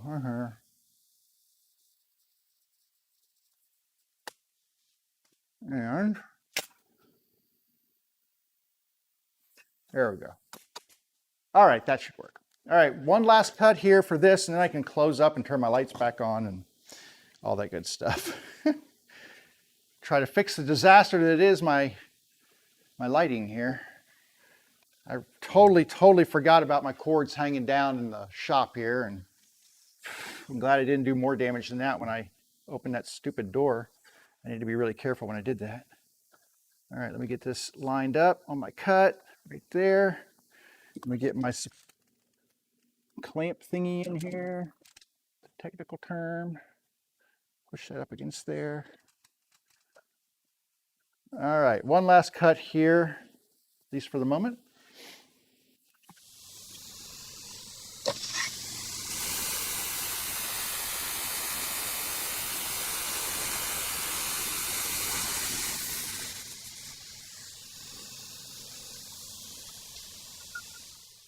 So I'm keeping these in scrap pieces in case I need to use them for lids, that I can like resaw them and use them as lids.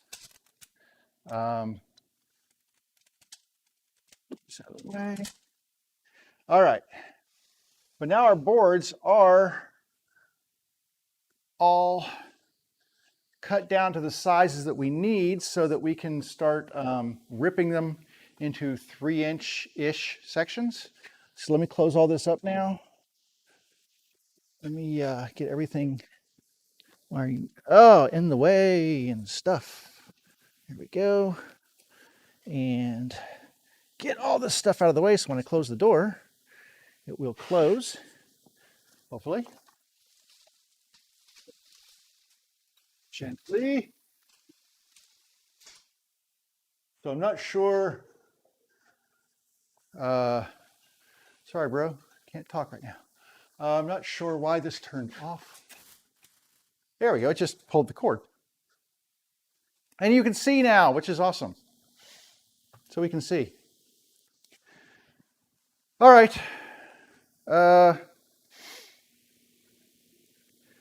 Just had a message. So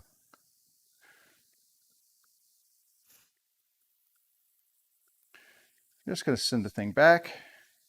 All right, so the last thing we need to do with these boards right here, take those off my ears. I mean, I still have to cut this board up. And like I said, I'm not going to make you watch me try to figure that out, because I'm not sure how I'm going to do that yet. So I'm not going to make you try to watch me do that.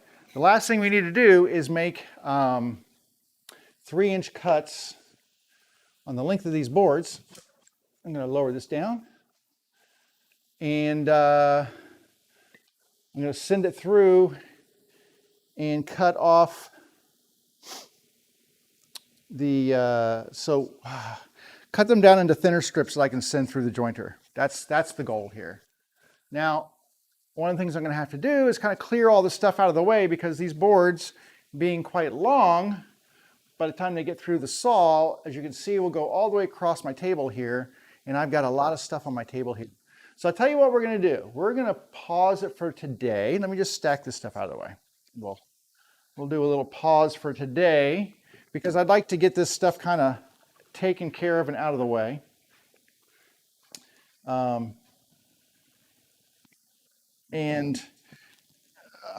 So once we get going on these things, it really does move faster, but there's some of this stuff you just kind of have to work through a little bit. It's not bad. So we've got some good options here. We've got a lot of boards that we're going to make, or a lot of bases that we're going to make with these boards. And like I said, I just kind of need to declutter before I start using the table saw and such. And that, you know, that's a thing. So, all right, well, let's go ahead and call this for the, plus I need to clean up, man, that made a mess. It did make a mess, and it does. And I need to clean up my dust chute from my jointer and a couple of other things before we really push forward. So good progress today. We kind of figured out we're going to push into these new projects here, these new bases. There's going to be a little variety in them. The first thing we will do is get these milled up to the thickness that we need and the width that we need. Once we get the width of the boards and the thickness of the boards, then we will cut them into the specific lengths of boards that we need to make little piles of projects, right? So I stack them up so that I know that I have all the boards I need for each base. Typically there's 5 boards for the ones with the storage compartment, 2 long and 3 short, and then there's 2 long and 2 short for the ones that will not have the storage compartment. I gotta get those done. Then I gotta figure out, okay, now how many of these do I want to have logos on them? If they're all gonna get logos, I need to get those set up and get the logos cut on the CNC machine back behind me. Also, all of them will need handles on the side. You saw in the bases, I have handles on those. Those get cut on the CNC as well. So there's a setup that I use for that. And those don't take a ton of time, but we're doing 8 bases, that's 8 cuts to make those 8 pairs of handles that go on the side. So I do all of that before I do any assembly. And so I kind of have this order of things down now. It's pretty good. And like I said, I try to do repetitive things because I'm trying to maximize my time, like doing these cuts. If I have to mill things down to 3 inches wide, I'd rather mill them all down to 3 inches wide at one time, and then I'm all good to go. And actually, it's going to be not 3 inches to start with. So that's the other thing is the first thing I will do, because these have one flat edge now, I'm going to use this as an example. I have one flat edge to run against the fence of my table saw over here. I will then trim off as little as possible against the widest part of that board to get another flat edge over here. That flat edge and this flat edge, I will then measure my 3 inches plus hopefully a little extra. Because I like to have a little bit on the extra. I don't like to do it exactly to 3 inches because I need to get the face flat. And then I will do the edge again once this face is flat, because I really want this edge, even though it's a nice straight edge, it's not necessarily 90 degrees square to this flat face yet. So I'll make the flat face, I will redo the edge, and then once I have the flat face and the edge, I will then cut them down specifically to 3 inches or 3 1/8, depending on how much extra I have, but to my 3 inches. That's the third thing I will do. The fourth thing is to run them through the planer and get that last edge flat. So that's the big thing, is getting 4 square sides to these boards. And it's super important to get that right when you're making boxes, because if they're off, you're going to get boards that tilt and won't fit right together. You'll have gaps and everything else. So you need square joinery or square boards to make nice square joinery. It's just one of those things. All right. Have a great weekend. I've got a lot of stuff to do here. Got packages to open. Woohoo. Actually, some of that is hardware for the camera kit. It's still sitting back here. I didn't forget about camera kit. I just ordered some of the hardware and stuff for it. So some of it's hardware for that, and then some other various things. I've got to finish putting some stuff on the bases that I showed you this morning. So I'm going to get those sprayed with at least with shellac this weekend. Hopefully the weather is okay for that. And maybe a couple other things. I might get part of these boards milled up over the weekend. Like I might get part of them sawn so that we don't have to go through the whole process. Maybe I'll finish doing a couple of them. I'll do the majority and finish doing a couple of them, a couple of the cuts, so that you can see where we're going to pick up from. And then we'll take that stack over to the jointer and get busy from there. The milling process is long. I'm not gonna lie to you. It's a long process because we're going from 1 inch down to 3/4 of an inch. So we've got to shave a 1/4 of an inch of wood almost and maybe a little bit more on some of these boards, 1/4 of an inch of wood off of this. I do it at about a 32nd of an inch at a time. So, because I take really light passes, that's the best way you avoid chip out. You're trying to get a smooth surface. And it will bog down my planer and such. I don't have a huge industrial planer, so I have to kind of do it at small bites at a time. So it takes a while, and you want to be precise.